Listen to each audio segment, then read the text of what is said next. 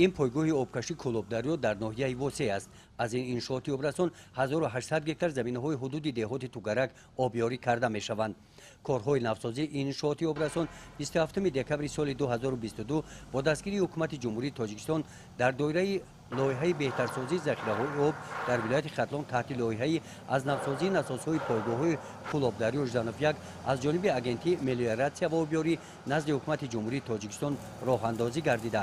کارهای ساختمانی در سمت بازسازی آن طبق لایحه تا روز 21 ایول سال 2024 به نقشه گرفته شده است. فرمایشگر مرکز تطبیق لایحه обёри заминхои وادی دنقره بوده. پودرچی کارهای ساختمانی جمعیت سهامی گشاده دهات نو است.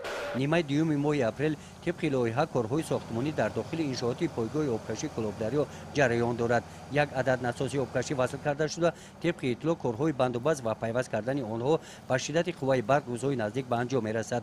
از پایگاه کلوبدریو با مسافت 3000 متر تا کانال کلوبدریو عبارت از دو خط قبرهای با چنین حجم استفاده میشوند.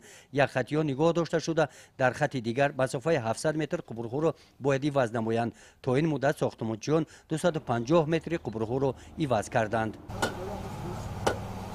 در پهلوی اساس نو کارگران اداره دولتی بهداشت زمین‌ها و обёри برای آنکه از موسم обёри خفا نمانند نساس پیشینه را هم تعمیر کرده ایستادند.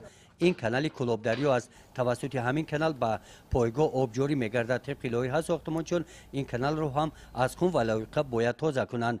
در اداره دولتی بهداشت زمین و обёри در ناحیه وسیع به ما اطلاع دادند که در تامین زمین‌های در توازن آنها بوده از امکانیت‌های موجود بوده استفاده نموده خواجگی‌ها را با آب پالیزی تامین می‌نمایند. گزارش خواجه نظریف خدای نظر ظهروف از ناحیه وسیع برای برنامه اطلاعاتی نوید.